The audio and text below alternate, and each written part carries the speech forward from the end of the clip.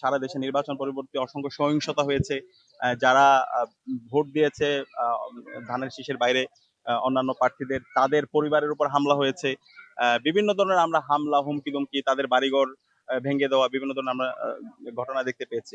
আমরা আশা করব এই ধরনের যারা হুমকি এবং সহিংসতার সাথে যারা জড়িত আছে, তাদেরকে যেন দ্রুত সময়ের মধ্যে বিচারের আওতায় নিয়ে আসা হয়। এবং সাংবাদিকদেরকে যারা হামলা করছে, আমরা সম্প্রতি দেখতে পেয়েছি সরোদে উদ্যানে সাংবাদিকদের উপর হামলা হয়েছে, ঢাকা বিশ্ববিদ্যালয়ের শিক্ষার্থীদের উপর হামলা হয়েছে। এই হামলার সাথে যারা জড়িত আছে, তাদেরকে যেন বিচারের আওতায় নিয়ে আসা হয়। আমরা এই সবকিছুই আমাদের কাছে ছাত্র সমাজের কাছে বর্তমান সরকারের যে অ্যাক্টিভিটি গুলো, সেটা আমাদেরকে হতাশ করছে। তো আমরা আশা করেছিলাম তারা সবাইকে ধারণ করে, যারা জুলাইকে ধারণ করে, এই জুলাইয়ের পক্ষের শক্তিদেরকে সাথে নিয়ে তারা কাজ করবে।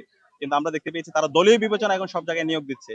তো এই দলীয় বিবেচনায় যদি নিয়োগ হয় এবং মেরিটোক্রেসিকে যদি তারা ইগনোর করে, তাহলে রাষ্ট্রের সেই আগের ফেসিবাদী কাঠামো থেকে যাবে এবং এর মাধ্যমে আমরা ভালো কিছু পাবো না।